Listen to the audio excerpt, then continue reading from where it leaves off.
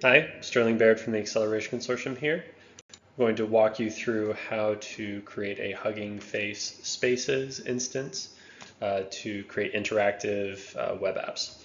So here, let's take a look. You can click New and select a new space. This one we're going to name Open Flexure Microscope, assign an MIT license, and use Streamlit as the web app sort of framework and package. Go ahead and hit create. Then from here we get different instructions that we can follow.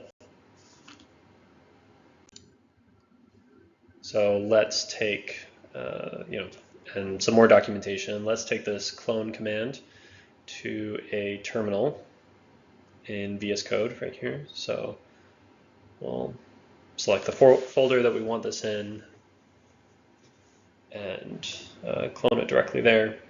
Then we can reopen this folder within VS Code, make things a little bit easier for development.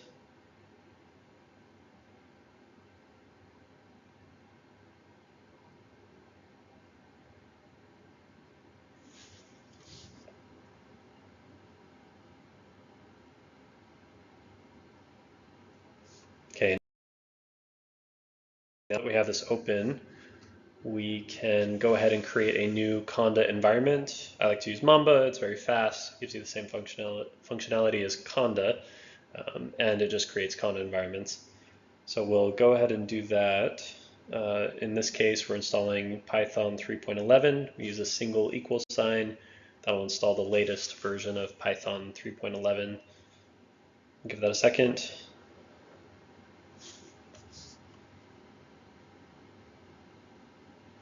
And we'll confirm the change.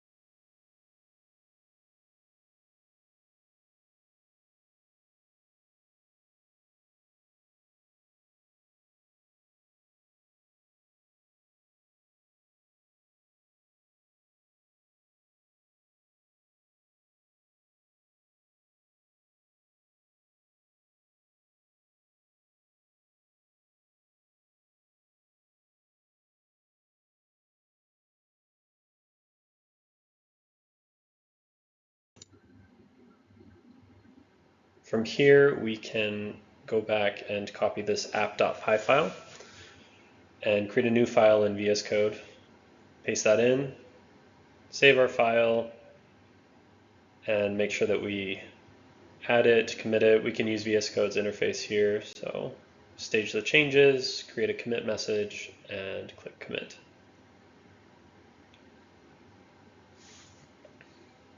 Okay, then sync changes, which will push our changes to the Hugging Face repository, very similar to what kind of workflow you'd have with GitHub, but instead this is a Git repository hosted on Hugging Face.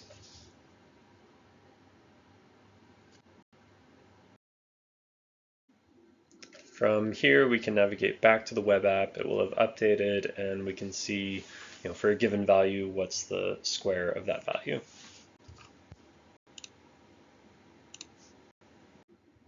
Now, if we want to use our own app that we've written, maybe we've written it somewhere else, we can grab those files, copy paste them in, make sure we get that new app.py.